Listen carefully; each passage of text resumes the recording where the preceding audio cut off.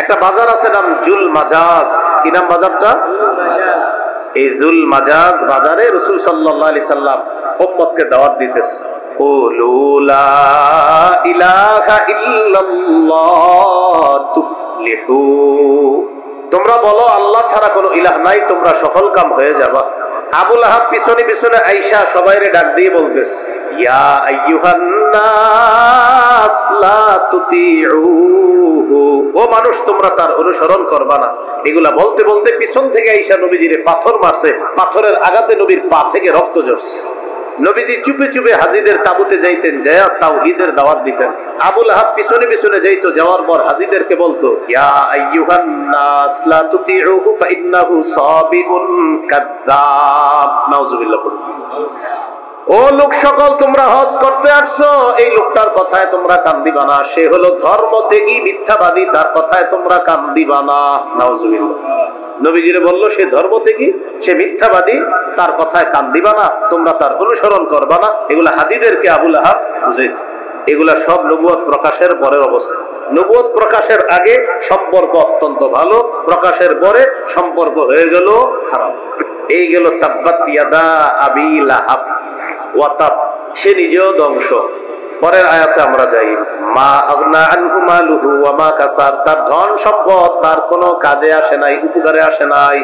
বদর যুদ্ধে কাফেররা শোচনীয়ভাবে পরাজয় বরণ করার 7 দিন পর আবু লাহাবের গলার মধ্যে গুটি বসন্ত রোগ হয়। গুটি বসন্ত, এটাকে আদাসাও বলা হয়। হ্যাঁ, আদাসা। এই রোগটা অনেকটা প্লেগ রোগের মতো, আবার এটাকে গুটি বসন্ত বলে। গলার মধ্যে শুরু হলো। এই রোগ হওয়ার পর কিছুদিন পর আবু লাহাব মারা গেছে। খুব মন দিয়ে বুঝেন এই জায়গাটা। মারা যাওয়ার পর আরবরা এই রোগটারে খুব ভয় পাইত। তারা এটাকে মনে করতো এটা ছোঁয়াছে রোগ, এই রোগ আমার গায়েও আসতে পারে।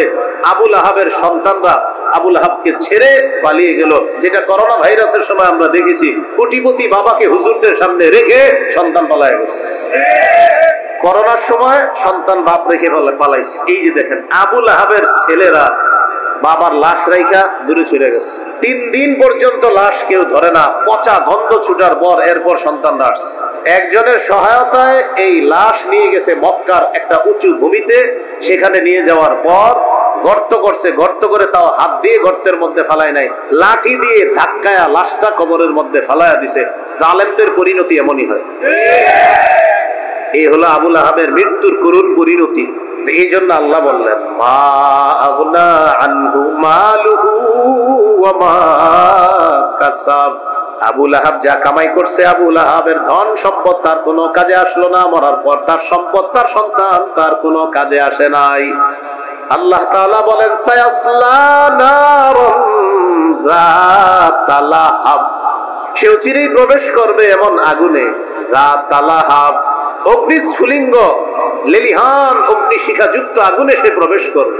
এটা হলো 1 থেকে 3 নম্বর আয়াত। এই আয়াতে আল্লাহ তাআলা আবু লাহাব আমাদের নবীর অভিশাপ দিয়েছিলেন, এই অভিশাপের জবাব আল্লাহ দিয়েছে। 4-5 নম্বর আয়াতে আল্লাহ বলেন, ওয়ামরাআতুহু হাম্মালাতাল হাতাব, তার স্ত্রীও আগুনে প্রবেশ করবে। হাম্মালাতাল হাতাব, ইন্ধন বহনকারী স্ত্রী। কি বহনকারী? বলেন জ্বালানি। জ্বালানি বহনকারী আবু লাহাবের স্ত্রীও আগুনে প্রবেশ করবে। তো আল্লাহ তাআলা বলেন, ওয়ামরাআতুহু হাম্মালাতাল হাতাব, আবু লাহাবের স্ত্রী আওরা বিনতে হার অথবা আরওয়া বিনতে হার, ইন্ধন বহনকারী নারী, সেও জাহান্নামে প্রবেশ করবে। ফি জিদিহা হাবলুম মিন মাসাদ, তার গলার মধ্যে থাকবে পাকানো রশি। বলেন গলায় কি থাকবে? খুব বুঝতে হবে এই জায়গাটা। হাম্মালাতাল হাতবের একটা ব্যাখ্যা কিন্তু দিছি, আপনাদের আশা করি মনে আছে। সমাজে অশান্তি সৃষ্টি যে করে, যে সংসার ভাঙে, তাকে বলা হয় হাম্মালাতুল হাতব। আরেকটা ব্যাখ্যা, আবু লাহাবের স্ত্রী ধনী মানুষ ছিল, এরপরে কৃপণতা করত, খুব কৃপণ ছিল, ধনী হওয়ার পরেও কৃপণ ছিল। সে নিজে কি করত, গলার মধ্যে রশি পাকায়া এই রশি দিয়া বাইদা কাঠ সংগ্রহ করে নিয়ে এসা এটা দিয়ে রান্না করত। কোনো খাদেম সেবিকা রাখতো না, কারণ টাকা দেওয়া লাগবে।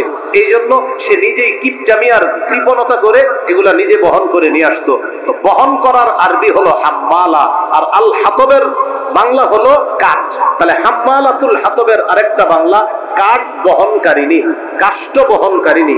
একটা হলো ইন্ধন বহনকারিনী, জ্বালানি বহনকারিনী, কাঠ বহনকারিনী। তাহলে হাম্মালাতাল হাতবের একটু মন দিয়ে বুঝবো। এখানে আমরা দুইটা শিখলাম, একটা হলো সমাজে অশান্তি সৃষ্টিকারী, আর একটা হলো সংসার ভাঙ্গে যে ইন্ধন দিয়ে দিয়ে, এই জন্য তাকে বলা হয়েছে হাম্মালাতাল হাতব। আরেকটা হলো কৃপণ হওয়ার কারণে সে লাকড়ি সংগ্রহ করত, গলায় রশি পেঁচা, এই রশি দিয়ে সে লাকড়ি বহন করে নিয়ে আসতো। আর লাকড়ি বহনকারিনীকে বলা হয় হাম্মালাতাল হাতব। আবু বকর রাদিয়াল্লাহু তাআলা আল ইসলামিয়া, হযরতের কাছে আমি ফতুয়া বিভাগের একটা কিতাব আছে উসুলুল ইফতা, অর্থাৎ ফতুয়া দেওয়ার মূল নীতি। এই কিতাবটা হযরতের কাছে আল্লাহ তাআলা আমাকে পড়ার তৌফিক দান করেছেন। আল্লাহ তাআলা হযরতের হায়াতে তৈয়বা দান করেন, জাতির জন্য অনেক বেশি থেকে বেশি যেন খেদমত করতে পারে আল্লাহ তৌফিক দান করেন। এই মাদ্রাসাটিকে আল্লাহ কবুল করে নেন। আমি আপনাদের সামনে পবিত্র কোরআনের 111 নম্বর সূরা, সূরা লাহাব তেলাওয়াত করলাম। এই সূরাটি এখানে যারা আছেন আশা করি প্রায় অনেকেই এই সূরাটি মুখস্থ পারে। সূরার নাম সূরা লাহাব কেন? এই সূরার মধ্যে একটা শব্দ আছে আবি লাহাব। লাহাব শব্দের প্রতি লক্ষ্য রেখে এই সূরার নামকরণ করা হয়েছে সূরাতুল লাহাব। এই সূরার আরেকটা নাম আছে সূরাতুল মাসাদ। সূরার শেষে দেখবেন আছে ফি জিদিহা হাবলুম মিম মাসাদ, এই জন্য এই সূরার নাম সূরাতুল মাসাদ বলা। এই সূরার মধ্যে 5টি আয়াত আছে। 1 থেকে 3 নম্বর আয়াত পর্যন্ত এই সূরার প্রথম বিষয়বস্তু, দ্বিতীয় বিষয়বস্তু হলো 4-5 নম্বর আয়াতে। তার মানে পুরা সূরাটায় মূল বিষয়বস্তু দুইটা। 1 থেকে 3 নম্বর আয়াত পর্যন্ত বিষয়বস্তু হলো রাসূলুল্লাহ সাল্লাল্লাহু আলাইহি সাল্লামের চাচা আবু লাহাব নবীজিকে অভিশাপ দিয়েছিল। আল্লাহ তাআলা তার ওই অভিশাপের জবাব দিয়েছেন 1 থেকে 3 নম্বর আয়াত পর্যন্ত। আবু লাহাবের স্ত্রী, তার কৃতকর্মের ফলাফল, শাস্তি, এটা আল্লাহ আলোচনা করেছেন 4 এবং 5 নম্বর আয়াতে। তাহলে 1 থেকে 3 নম্বর আয়াতে স্বামী আবু লাহাবের আলোচনা, আর 4-5 নম্বর আয়াতে আবু লাহাবের স্ত্রীর আলোচনা। এই সূরাটি সূরা ফাতিহার পরে মক্কায় অবতীর্ণ হয়েছে। সূরাতুল ফাতিহা, এই সূরাতুল ফাতিহার পরে অবতীর্ণ সূরা মক্কায়। কোন সূরা? সূরা লাহাব। এটা অনেকের অভিমত। এই সূরা নাজিলের প্রেক্ষাপট, কেন আল্লাহ এই সূরা নাজিল করলেন? সহিহ বুখারীর বর্ণনা 4770 নম্বর হাদিস। আল্লাহ তাআলা যখন সূরাতুশ শুআরার 214 নম্বর আয়াতে কারিমা নাজিল করলেন, ওই 214 নম্বর আয়াতে আল্লাহ বলেন ওয়ানদির আশীরাতাকাল আকরাবিন, নবী আপনি আপনার নিকট আত্মীয় যারা আছে তাদেরকে ভয় দেখান, ভীতি প্রদর্শন করেন, জাহান্নামের ভয় দেখান। এই আয়াতের মাধ্যমে নবীজির প্রতি প্রকাশ্যে দাওয়াতের নির্দেশনা এসেছে আল্লাহর পক্ষ থেকে। এর আগে নবীজি গোপনে দাওয়াত দিয়েছেন। সাইদা রাসূলুল্লাহ সাল্লাল্লাহু আলাইহি ওয়াসাল্লাম আলা সাফা, রাসূলুল্লাহ সাল্লাল্লাহু আলাইহি সাল্লাম সাফা পাহাড়ের উপর উঠলেন। ফাজআলা ইউনাদি ইয়া বনি ফিহরিন ইয়া বনি আদি, পাহাড়ের উপর উঠে নবীজি বিভিন্ন গোত্রকে ডাকতে শুরু করলেন। হে বনি ফিহর, হে বনি আদি, লিবতনি মিন কুরাইশ, কুরাইশের বিভিন্ন এলাকার নাম ধরে ধরে নবীজি ডাক দিলেন। ফাজা আবু লাহাবিন ওয়া কুরাইশ, নবীর আহ্বানে আবু লাহাব উপস্থিত হলো, কুরাইশরাও উপস্থিত হলো। فجعل الرجل إذا لم يستطيع أن يخرج أرسل رسولا لينظر ما هو। যেই ব্যক্তি নিজে আসতে পারলো না নবীর আহ্বানে, ওই ব্যক্তি আরেকজনকে পাঠায় দিছে, যাও তো মোহাম্মদ কি বলে একটু দেখে আসো। ডাকার পরে প্রায় সবাই আসতে লাগলো, তো যে ব্যক্তি আসতে পারবে না সে আরেকজনকে পাঠায় দিছে, যাও তো মুহাম্মদ সাল্লাল্লাহু আলাইহি সাল্লাম দেখো তো কি বলে একটু দেখে আসো। দলে দলে মানুষ পাহাড়ের সামনে উপস্থিত, সাফা পাহাড়। পাহাড়ের উপর থেকে রাসূল সাল্লাল্লাহু আলাইহি সাল্লাম সকলকে লক্ষ্য করে বললেন, আরাআইতাকুম লাউ আখবারতুকুম আন্না খাইলাম বিল ওয়াদি তুরিদু আন তুগীরা আলাইকুম আকুনতুম মুসাদ্দিকিয়া। আমি যদি তোমাদেরকে বলি এই পাহাড়ের পিছনে একদল শত্রু সেনা অপেক্ষা করতেছে যারা তোমাদের উপর অতর্কিত হামলা চালাবে, তোমরা কি আমার কথা বিশ্বাস করবা? সবাই এক বাক্যে জবাব দিল, ক্বালু না'আম মা জাররাবনা আলাইকা ইল্লা সিদকা।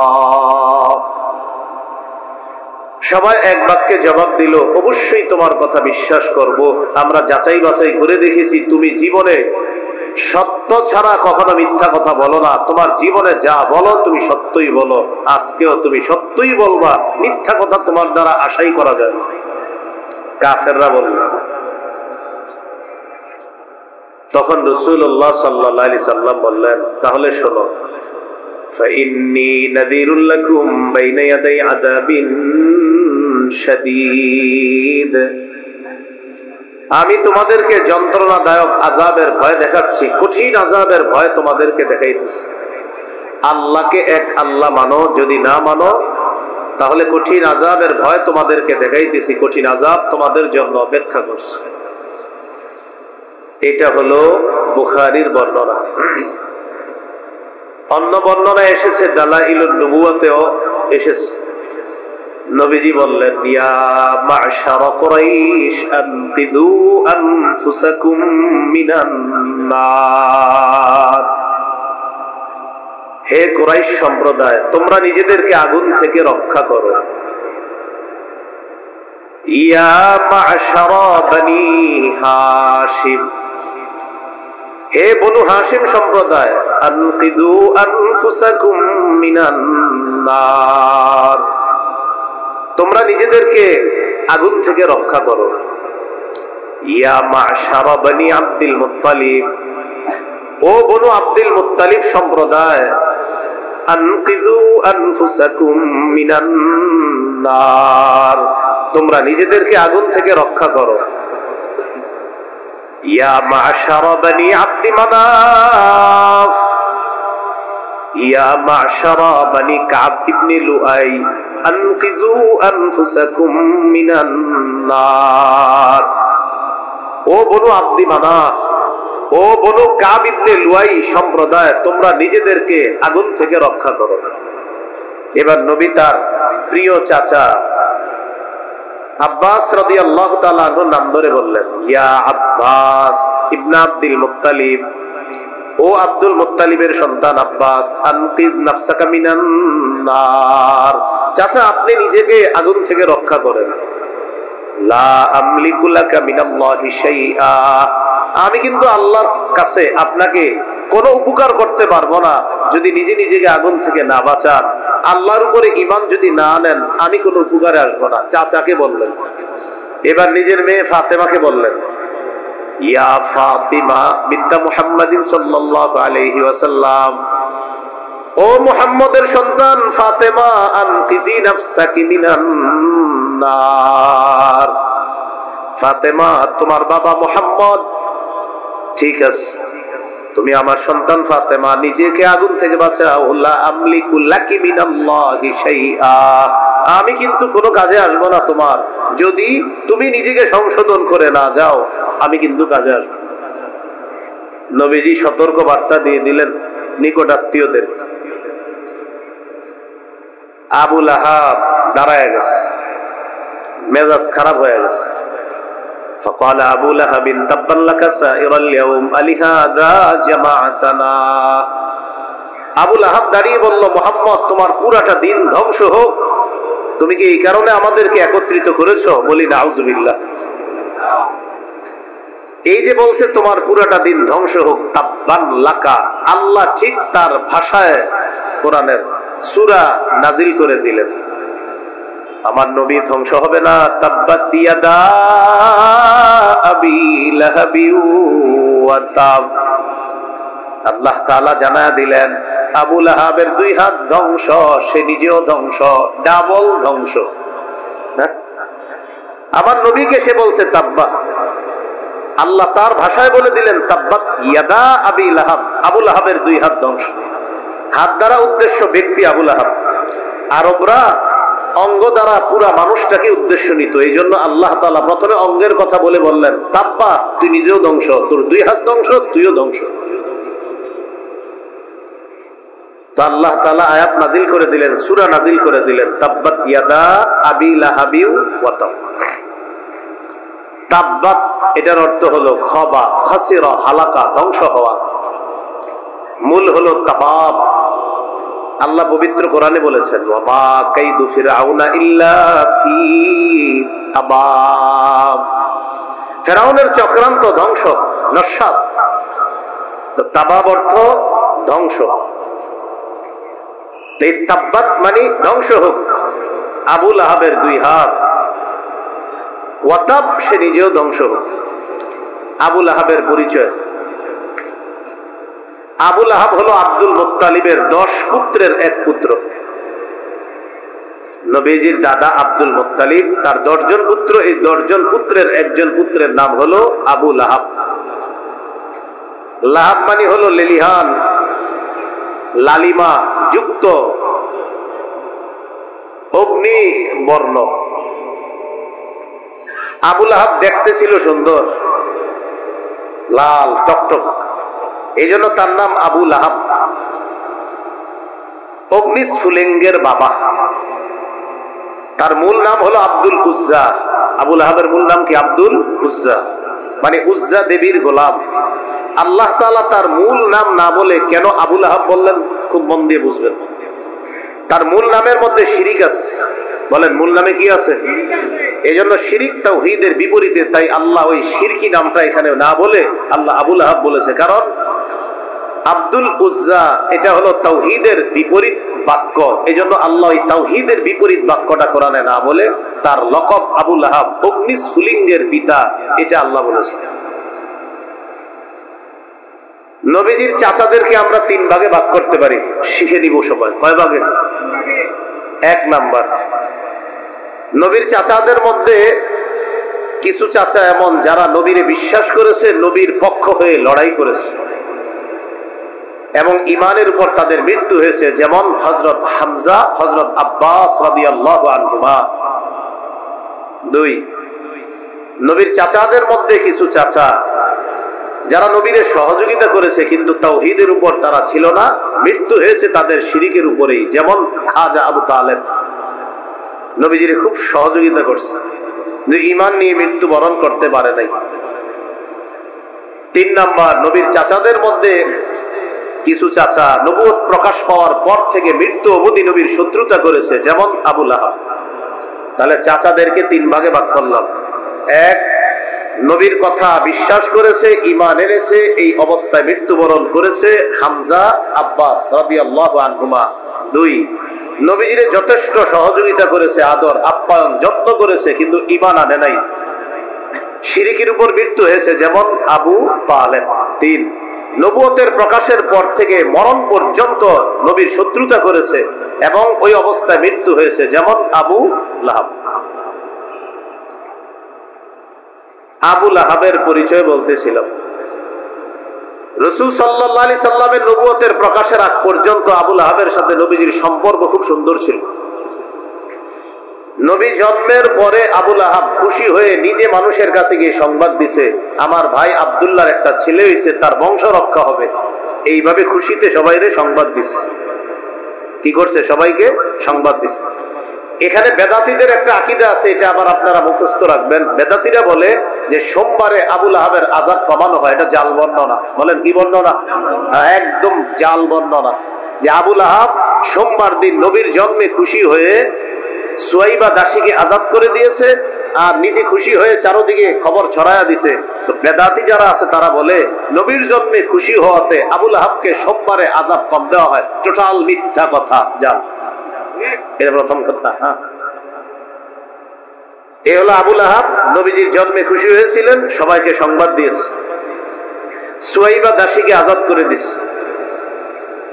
দ্বিতীয় কথা, রাসূল সাল্লাল্লাহু আলাইহি সাল্লামের শত্রুদের মধ্যে সবচেয়ে নিকটতম শত্রু ছিল আবুল আহাব।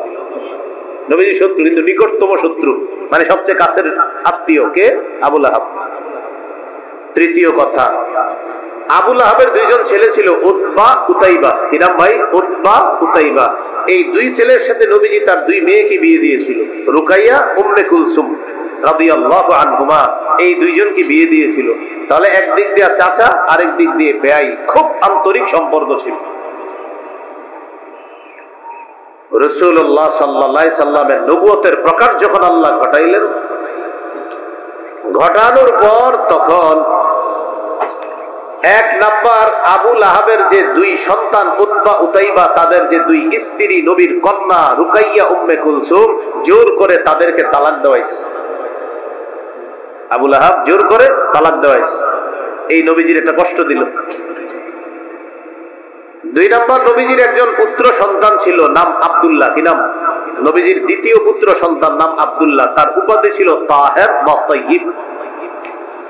এই তাহের বা তাইয়িব মারা যাওয়ার পর আবুল আহাব বলল মোহাম্মদ হলো আবতার। আবতার মানে লেজ কাটা, নির্বংশ। এগুলা বলে বলে নবীজির কষ্ট দিত। আল্লাহ বলে দিলেন, ইন্না শানি আকা হুয়াল আবতার। আপনার শত্রু যে আপনারে নির্বংশ বলে, সেই নির্বংশ করে মানুষ ভালোভাবে স্মরণ করবে না। আমি আল্লাহ সারা দুনিয়াতে আপনাকে স্মরণের ব্যবস্থা দেব। এটা নবীজিরে বলছিল আবতারকে, আবুল আহাব। ওই যে সূরা কাউসার, ইন্না শানি আকা হুয়াল আবতার, যে আপনারা যে আবতার বলে, ওই আবতার, ওই নির্বংশ। তিন নাম্বার, মানে নবুয়ত প্রকাশের পরের ঘটনা এগুলা। একটা বাজার আছে নাম জুল মাজাজ, বলতে পারবেন নি নাম? জুল মাজাজ। কি নাম বাজারটা? এই জুল মাজাজ বাজারে রাসূল সাল্লাল্লাহু আলাইহি সাল্লাম উম্মতকে দাওয়াত দিতেছে। কুলু লা ইলাহা ইল্লাল্লাহ তুফলিহু।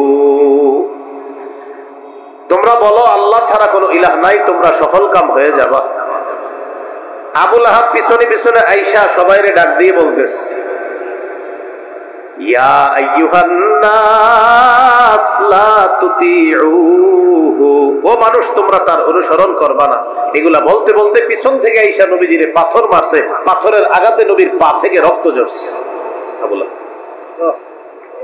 চার নাম্বার ঘটনা, এটা নবুয়ত প্রকাশের পরের। হজের মৌসুমে নিরাপদ সফর, নবীজি চুপে চুপে হাজিদের তাবুতে যাইতেন, যায়া তাওহীদের দাওয়াত দিতেন। আবুল আহাব পিছনে পিছনে যাইতো, যাওয়ার পর হাজিদেরকে বলতো, ইয়া আইয়ুহান নাস লা তুতিউহু ফাইন্নাহু সাবিউন কাযাব। নাউযুবিল্লাহ। ও লোক সকল, তোমরা হজ করতে আসছো, এই লোকটার কথায় তোমরা কান দিবা না। সে হলো ধর্মত্যাগী, মিথ্যাবাদী, তার কথায় তোমরা কান দিবা না। নাউযুবিল্লাহ। নবীজিরে বললো সে ধর্মত্যাগী, সে মিথ্যাবাদী, তার কথায় কান দিবা না, তোমরা তার অনুসরণ করবা না। এগুলা হাজিদেরকে আবুল আহাব বুঝাইত। এগুলা সব নবুয়ত প্রকাশের পরের অবস্থা। এখান থেকে কি শিখলাম? নবুয়ত প্রকাশের আগে সম্পর্ক অত্যন্ত ভালো, প্রকাশের পরে সম্পর্ক হয়ে গেল খারাপ। এখন মনে করেন কোন আলেম আপনার সাথে ভালো সম্পর্ক ছিল, মাশাআল্লাহ, সব ঠিক আছে। হঠাৎ একদিন উনি সুদের ওয়াজ করলো মসজিদের মধ্যে, আর আপনি সুদ খান। ঠিক আছে, এখন আপনি রাগ করলেন। এটা কোনো কথা? আপনি 6 বছর ধরে সুদের ওয়াজ করেন না, আজকে করলেন। এই যে সুদের ওয়াজটা শোনার পরে হুজুরের সাথে আপনার শত্রুতা শুরু হয়ে গেল, তাহলে সুদের ওয়াজের আগ পর্যন্ত হুজুর ভালো ছিল, ওয়াজের পরে হুজুর হয়ে গেল খারাপ। স্বভাবটা আবুল আহাবের। আবুল আহাবের স্বভাব। হুজুর জিহাদের আলোচনা করছে একদিন, 10 বছরে জিহাদের আলোচনা করে না, একদিন জিহাদের আলোচনা করছে, তখন এতদিন তো ঠিক ছিল, হঠাৎ আবার আপনি কি শুরু করলেন এরকম জিহাদ আলোচনা? তো জিহাদের আলোচনার আগ পর্যন্ত হুজুরের সাথে আপনার সম্পর্ক ভালো ছিল, আন্তরিকপূর্ণ সম্পর্ক ছিল, আন্তরিকতাপূর্ণ সম্পর্ক। জিহাদের আলোচনা করার পর হুজুরের উপরে পারেন না পারেন একটা জঙ্গিবাদের ট্যাগ লাগাইয়া দিলেন, সব আপনার আবু লাহাবের। কাজটা ঠিক করে দেন। তাহলে আশা করি কথাটা বুঝতে পারছেন। তাহলে আবু লাহাব নবীজির সাথে নবীর নবুয়ত প্রকাশের আগের সম্পর্ক ছিল একটা, নবুয়ত প্রকাশ পাওয়ার পরে সম্পর্ক আরেকটা। এই জাতীয় স্বভাবের মানুষ আমাদের মাঝেও দেখা যায়। তো এই স্বভাবের মুসলমান যারা হবে এরা হবে মুসলিম রূপী মুনাফিক মার্কা শয়তান। আল্লাহ তাদের থেকে আমাদেরকে হেফাজত করে। এই গেল তাব্বাত ইয়াদা আবি লাহাব ওয়া তাব, সে নিজেও ধ্বংস। পরের আয়াতে আমরা যাই, মা আগনা আনহু মালুহু ওয়া মা কাসাব। মা আগনা আনহু মালুহু ওয়া মা কাসাব, তার ধন সম্পদ তার কোনো কাজে আসে নাই, উপকারে আসে নাই। বদর যুদ্ধে কাফেররা শোচনীয়ভাবে পরাজয় বরণ করার 7 দিন পর আবু লাহাবের গলার মধ্যে গুটি বসন্ত রোগ হয়। গুটি বসন্ত, এটাকে আগাছাও বলা হয়। আগাছা, এই রোগটা অনেকটা প্লেগ রোগের মতো, আবার এটাকে গুটি বসন্ত বলে। গলার মধ্যে শুরু হলো বদর যুদ্ধের কয়দিন পর? 7 দিন। বদরে কাফেররা শোচনীয় পরাজয় বরণ করছে। এই ঘটনা শোনার 7 দিন পর আবু লাহাবের গলায় গুটি বসন্ত রোগ হয়। এই রোগ হওয়ার পর কিছুদিন পর আবু লাহাব মারা গেছে। খুব মন দিয়ে বুঝেন এই জায়গাটা। মারা যাওয়ার পর আরবরা এই রোগটারে খুব ভয় পেত। তারা এটাকে মনে করতো এটা ছোঁয়াছে রোগ, এই রোগ আমার গায়েও আসতে পারে। আবু লাহাবের সন্তানরা আবু লাহাবকে ছেড়ে পালিয়ে গেল, যেটা করোনা ভাইরাসের সময় আমরা দেখেছি। কোটিপতি বাবাকে হুজুরদের সামনে রেখে সন্তান পালায় গেছে। কোটিপতি বাবারে রেখে হুজুরের ফোন দিয়ে বলতো, আপনি বললে মরেন, যাওয়ার হবে, পরে যাওয়ার হবে। আপনাকে তো দাম টাম নাই, এমনি আপনি করে বিয়ের সময় কাজে লাগে। আরে আমি বাপ মরছে, এখন করোনা একটু কাজে লাগতে হবে, আপনার জানাজাটাও আপনাদেরকে কাজে লাগে। তো সব আপনারা এমনি না পারলে বলে দিব আপনারা জঙ্গি, এমনি এখন কাজ করেন। করোনার সময় সন্তান বাপ রেখে পালাইছে। এই যে দেখেন আবু লাহাবের ছেলেরা বাবার লাশ রাইখা দূরে চলে গেছে। 3 দিন পর্যন্ত লাশ কেউ ধরে না, পচা গন্ধ ছুটার পর এরপর সন্তানরা আসছে। একজনের সহায়তায় এই লাশ নিয়ে গেছে মক্কার একটা উঁচু ভূমিতে। সেখানে নিয়ে যাওয়ার পর গর্ত করছে, গর্ত করে তাও হাত দিয়ে গর্তের মধ্যে ফালায় নাই, লাঠি দিয়ে ধাক্কায়া লাশটা কবরের মধ্যে ফালায়া দিছে। জালেমদের পরিণতি এমনই হয়। এই হলো আবু লাহাবের মৃত্যুর করুণ পরিণতি।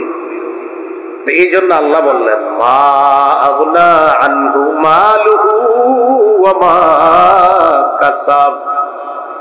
আবু লাহাব যা কামাই করছে, আবু লাহাবের ধন সম্পদ তার কোনো কাজে আসলো না। মরার পর তার সম্পদ, তার সন্তান তার কোনো কাজে আসে নাই।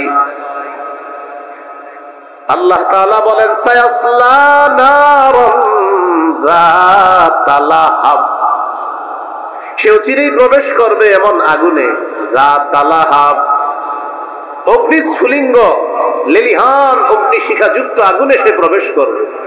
ও চিরেই সে প্রবেশ করবে আগুনে, যে আগুন লেলিহান অগ্নিশিখা যুক্ত আগুন, এই আগুনে সে প্রবেশ করবে। এটা হলো 1 থেকে 3 নম্বর আয়াত। এই আয়াতে আল্লাহ তাআলা আবু লাহাব আমাদের নবীর অভিশাপ দিয়েছিলেন, এই অভিশাপের জবাব আল্লাহ দিয়েছে। 4-5 নম্বর আয়াতে আল্লাহ বলেন, ওয়ামরাআতুহু হাম্মালাতাল হাতাব, তার স্ত্রীও আগুনে প্রবেশ করবে। হাম্মালাতাল হাতাব, ইন্ধন বহনকারী স্ত্রী। ইন্ধন বহনকারী স্ত্রী কি বহনকারী? বলেন জ্বালানি। জ্বালানি বহনকারী আবু লাহাবের স্ত্রীও আগুনে প্রবেশ করবে। আবু লাহাবের স্ত্রীর নাম আওরা বা আরওয়া। কি বললাম? আওরা অথবা আরওয়া, তার স্ত্রীর নাম আওরা অথবা আরওয়া বিনতে হারব। আর তার একটা নাম ছিল উম্মে জামিল। তাহলে আওরা বিনতে হারব অথবা আরওয়া বিনতে হারব উম্মে জামিল আবু সুফিয়ানের বোন ছিল। কে? আবু লাহাবের স্ত্রী। আওরা কেন তার নাম? কেউ কেউ বলেছেন তার চোখ ছিল একটা টেরা, এই টেরা হওয়ার কারণে, আর টেরাকে আরবিতে বলা হয় আওরা, এই জন্য তাকে আওরা বলা হয়। এটা হলো একটা ব্যাখ্যা। ইবনুল আরাবী রহমতুল্লাহি আলাইহি তাকে বলছে সে হলো আওরা উম্মু কবীশ, সমস্ত খারাপির মূল হলো এই মহিলাটা, আবু লাহাবের স্ত্রী। এই আবু লাহাবের স্ত্রী এলাকায় ঘুরে ঘুরে মানুষের সংসার ভাঙার কাজ করত আর সমাজে অশান্তি সৃষ্টি করত। এই জাতীয় মানুষ এখনো পাবেন। তার কাজ ছিল এলাকায় ঘুরে ঘুরে মানুষের সংসার ভাঙা। আর আরবরা সংসার ভাঙে যে তাকে বলতো হাম্মালাতুল হাতব। আরবরা সংসার ভাঙতো যে তাকে বলতো হাম্মালাতুল হাতব। তো ওইটা আরবি ব্যাকরণ অনুযায়ী হয়েছে হাম্মালাতা, জবর হয়েছে আরবি ব্যাকরণ অনুযায়ী আর কি আপনার, যে হাম্মালাতাল হাতব। হাল এগুলো আপনি বুঝবেন না, যাই হোক হাল জুল হালের মাসালা আছে এখানে, এই জন্য হচ্ছে হাম্মালাতাল হাতব। তো মূল আরবিটা হলো হাম্মালাতুল হাতব, এটা হলো মূল বাক্যটা। তো আরবি ব্যাকরণ গ্রামার অনুযায়ী কোরআনে আছে হাম্মালাতাল হাতব, এখানে জবর হয়েছে। তাহলে কি শিখলাম আজকে থেকে মনে রাখবো, আরবরা হাম্মালাতুল হাতব বলতো ওই ব্যক্তিকে যে মানুষের সংসার ভাঙতো, সংসার ভাঙার পিছনে ইন্ধন যোগাইতো। কি যোগাইতো? ইন্ধন। আর সমাজে অশান্তি সৃষ্টি করার ইন্ধন যোগাইতো। মনে আসেনি? হাম্মালাতুল হাতব অর্থ ইন্ধন বহনকারী, জ্বালানি বহনকারী। এই জন্য ইন্ধন বহন করতো বলে তার নাম ছিল হাম্মালাতুল হাতব। সেখানে ইন্ধন দিত, তোমার বউ ভালো না, তোমার স্বামী ভালো না, ইন্ধন দিত আর সংসার ভাঙতো আর সমাজে গিয়ে অশান্তি সৃষ্টি করত। এটা এইভাবে হবে না, এটা এইভাবে হবে না, অশান্তি সৃষ্টি করত। তো আল্লাহ তাআলা বলেন হাম্মালাতাল হাতাব ওয়া ইমরাআতুহু হাম্মালাতাল হাতাব। আবু লাহাবের স্ত্রী আওরা বিনতে হারব অথবা আরওয়া বিনতে হারব ইন্ধন বহনকারিনী নারী, সেও জাহান্নামে প্রবেশ করবে। ফি জিদিহা হাবলুম মিন মাসাদ, তার গলার মধ্যে থাকবে পাকানো রশি। বলেন গলায় কি থাকবে? খুব বুঝতে হবে এই জায়গাটা। হাম্মালাতুল হাতবের একটা ব্যাখ্যা কিন্তু দিছি আপনাদের, আশা করি মনে আছে। সমাজে অশান্তি সৃষ্টি যে করে, যে সংসার ভাঙে, তাকে বলা হয় হাম্মালাতুল হাতব।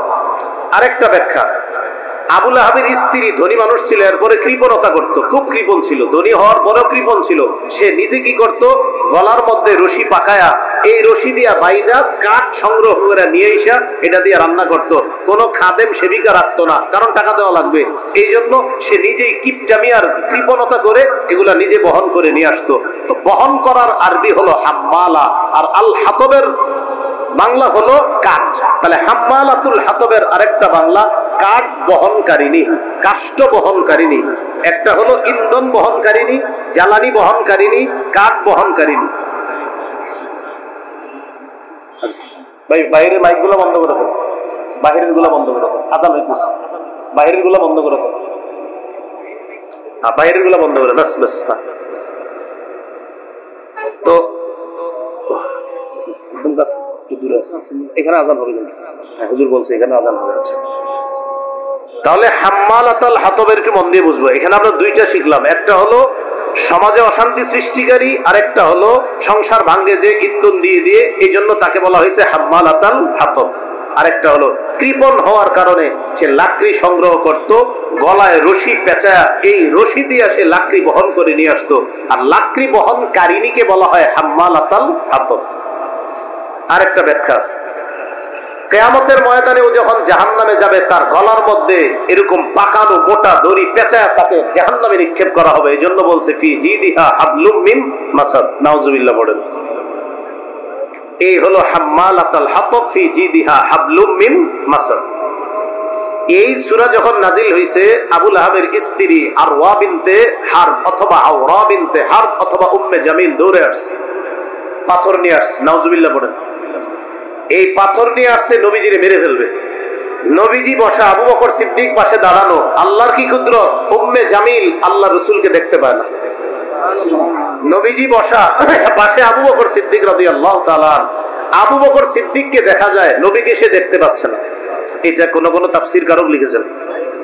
তো নবীরে না দেখা এবার আবু বকর সিদ্দিক রাদিয়াল্লাহু তাআলা আনহুকে বলতে লাগলো, উম্মে জামিল, আবু বকর তোমার সাথীকে জানায়া দিও। সে কবি ছিল, তখন তিনটা ছন্দ বলল, মুযাম্মামান আসাইনা, মুযাম্মামান আসাইনা, ওয়া আমরাহু আবাইনা, ওয়া দীনাহু কালাইনা। নাউজুবিল্লাহ পড়েন। আবু লাহাবের স্ত্রী কবি ছিল, সে নগদ কবিতা বানায় বলে ফেলতে পারতো। তো নবীজিরে আসছে পাথর মারার জন্য, এসে যখন পায় না, আবু বকর সিদ্দিককে বলতেছে, আবু বকর জানায়া দিবা তোমার সাথীকে কি মুযাম্মামান আসাইনা, সে হলো একটা নিন্দিত ব্যক্তি, তাকে আমি নাফরমানি করি, তাকে আমরা প্রত্যাখ্যান করি। নাউজুবিল্লাহ। আমাদের নবীকে নিন্দিত ব্যক্তি বলল কে? আবু লাহাবের স্ত্রী। প্রথম কবিতার ছন্দের অর্থ, দ্বিতীয় লাইনের অর্থ, ও আমরাহু আবাইনা, তার যে বিষয়টা সে যে আমাদেরকে হুকুম করে এটা আমরা প্রত্যাখ্যান করি। নাউজুবিল্লাহ। 3 নাম্বার, ওয়া দীনাহু কালাইনা, তার দ্বীনকে আমরা ঘৃণা ভরে প্রত্যাখ্যান করি। কি ভরে? ঘৃণা ভরে প্রত্যাখ্যান করি। এটা কে বললো? আবু লাহাবের স্ত্রী আরওয়া বিনতে হার অথবা আওরা বিনতে হার অথবা উম্মে জামিল এই কথা বলল। তো আল্লাহ তাআলা এই সূরাটা নাজিল করলেন। এর মধ্যে কয়েকটা বিষয়, 3টা বিষয়। দাওয়াত দিতে গেলেন নবীজি, প্রথম বিষয়। দ্বিতীয় বিষয়, দাওয়াতের আগে নবীজিরে খুব মহব্বত করত, কিন্তু দাওয়াত, হকের দাওয়াত দেওয়ার সাথে সাথে আবু লাহাব ঘৃণা প্রকাশ করলো, এটা দ্বিতীয় বিষয়। 3 নাম্বার বিষয়, আবু লাহাবের স্ত্রী রাসূল সাল্লাল্লাহু আলাইহি সাল্লামের বিরোধিতা করার কারণে আল্লাহ তাআলা তাকেও ধ্বংস করেছেন। এই 3টা বিষয় এই সূরায় ফুটে উঠেছে। যদি একটা হলো শানে নুজুল আর 2টা হলো মূল বিষয়। এখান থেকে আমাদের শিক্ষা হলো, আমরা যখন দাওয়াতের কাজ করব, কিছু মানুষ থাকবে যারা আপনারে আমাকে মুখের উপরে অপমান করতে পারে, মিথ্যাবাদী বলতে পারে, এরকম মাইক ছিঁড়ে দিতে পারে, এরকম বলতে পারে, বয়ান অন্যটা করতে পারেন না, এটা করবেন না। এই ঘটনা কিন্তু দেখা যাইতেছে। বাকি আমাদের ভাগ্য এমন, এক তাগুত ছাইরা বারবার আরেক তাগুত ধরি, এই জন্য ভাগ্যটা এত সুন্দর করে পরিবর্তন হচ্ছে না এখনো। এই জন্য এক তাগুতের পরিবর্তে আরেক তাগুত ধরা যাবে না। আল্লাহ রাসূল সাল্লাল্লাহু আলাইহি ওয়াসাল্লামের সেই ব্যবস্থা, সাহাবায়ে কেরামের যুগের সেই খেলাফত ব্যবস্থা, এটা ফিরিয়ে আনা মুসলমানদের জন্য একান্ত প্রয়োজন। খেলাফত ব্যবস্থা ছাড়া মুসলমানদের চূড়ান্ত ভাগ্যের পরিবর্তন হতে পারে না, হবে না, এটা কোশ্চিনকালে সম্ভব না। তাহলে দাওয়াতের কাজ করতে গেলে আবু লাহাব নবীজির বলছিল যে হাজী সাহেবদেরকে যখন দাওয়াত দেয়, এ তো মিথ্যাবাদী, তাহলে মিথ্যাবাদী বলতে পারে। সূরা আনআমের 34 নম্বর আয়াতে আল্লাহ সান্ত্বনা দিয়েছিলেন, ওয়ালাকাদ কুযযিবাত রুসুলুম মিন ক্বাবলিকা ফাসাবারু আলা মা কুযযিবু ওয়া উযু হাত্তা আতাহুম নাসরুনা। নবী, আপনার পূর্বের রাসূলদেরকেও মিথ্যাবাদী বলা হয়েছে, কষ্ট দেওয়া হয়েছে, তারা ধৈর্য ধারণ করেছে। এখান থেকে শিক্ষণীয়, দাওয়াতের কথা বললে, এই ওয়াজ মাহফিল করলে মানুষ কটু কথা বলতে পারে, এটা সহ্য করতে হবে। এটা কি করতে হবে ভাই? সহ্য করতে হবে। রাসূল সাল্লাল্লাহু আলাইহি সাল্লাম সহ্য করেছেন। 2 নাম্বার, হকের বিরোধিতা যারা করবে, আজ হোক কাল হোক, তাদের ধ্বংস হবে। তাদের কি হবে ভাই? ধ্বংস হবে। এই জন্য হকের বিরোধিতা করার কোনো সুযোগ নাই। 3 নাম্বার, হকের বিরোধিতাকারীদেরকে যারা সাপোর্ট করবে তারাও ধ্বংস হবে। আবার বলছি, হকের দাওয়াত দিলে বাধা আসবে। 2, যে বিরোধিতা করবে তার ধ্বংস হবে। আবু লাহাব ধ্বংস হয়েছে।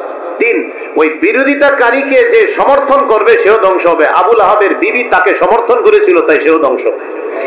আল্লাহ তাআলা আমাদের সকলকে সূরা লাহাব থেকে যে মৌলিক 3টা জিনিস শিখলাম, 1 নাম্বারটা কিন্তু সূরার মূল বিষয় না, আগে বলছি।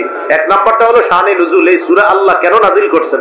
আর সূরার মূল বিষয় হলো 2 এবং 3। মূল বিষয় 2টা, একটা হলো 1 থেকে 3 নম্বর আয়াত পর্যন্ত হক প্রত্যাখ্যান করে নবীর অভিশাপ দিয়েছে, আল্লাহ অভিশাপের জবাব দিয়েছেন। 4-5 নম্বর আয়াতে আবু লাহাবের স্ত্রী আবু লাহাবকে সমর্থন দিয়ে আল্লাহ নবীর বিরোধিতা করে, বিভিন্ন গালিগালাজ করে কবিতা রচনা করেছিল, আল্লাহ তাআলা তাকেও ধ্বংস করে ছেড়েছেন। তাহলে 1 নাম্বার, দাওয়াত দিতে হবে। 2 নাম্বার, বাধা আসবে, সহ্য করতে হবে, আর যারা দিবে তারা ধ্বংস হবে। 3 নাম্বার, দাওয়াতের বাধা যারা দিবে তাদের সমর্থন যে করবে সেও ধ্বংস হবে। আল্লাহ তাআলা আমাদের সকলকে সূরা লাহাবের এই শিক্ষাটা যেন আমরা নিয়ে আমাদের মধ্যে আমরা আনতে পারি, নিজেরা দাওয়াতের কাজ করতে পারি, আমাদের অনুকূলে হোক প্রতিকূলে হোক সর্ব অবস্থায় যেন হকের কাজ আমরা করতে পারি। আল্লাহ তাআলা তৌফিক দান করেন। সর্বোপরি আপনাদের এলাকাবাসী যারা আছেন, আপনাদের কাছে উস্তাজে মুহতারামের জন্য দোয়া চাই, এই মাদ্রাসাটার জন্য দোয়া চাই। মাদ্রাসার চারপাশে যে এই খাম্বাগুলা খুঁটিগুলা গাড়া হয়েছে, এই খুঁটিগুলা যেন অচিরে দেখি যে এখানে আপনার ভবন নির্মাণ হয়ে গিয়েছে। এই জন্য সর্বপ্রথম সবাই আমরা আল্লাহর কাছে দোয়া করব। এরপরে হলো এলাকাবাসী যারা আছি আমরা সবাই হযরতকে সহযোগিতা করব। সহযোগিতার অর্থ এই না টাকা পয়সা দিতে হবে অনেক, এমন না। হ্যাঁ, পয়সাও দিবেন, দোয়াও করবেন এবং কোন ধরনের বাধা আসলে এটার মোকাবেলা করবেন ইনশাআল্লাহ। আল্লাহ তাআলা তৌফিক দান করেন। সুবহানাল্লাহি ওয়া বিহামদিহি, সুবহানাকাল্লাহুম্মা ওয়া বিহামদিকা, আশহাদু আল্লা ইলাহা ইল্লা আনতা, আস্তাগফিরুকা ওয়া আতুবু ইলাইক। আজকে দাওয়াতের আলোচনাটা আমার সংকলন মিম্বরের আমানতের প্রথম খণ্ডে পাবেন, গাড়িতে আছে। এটা যাদের প্রয়োজন হয় আপনারা নিতে পারেন।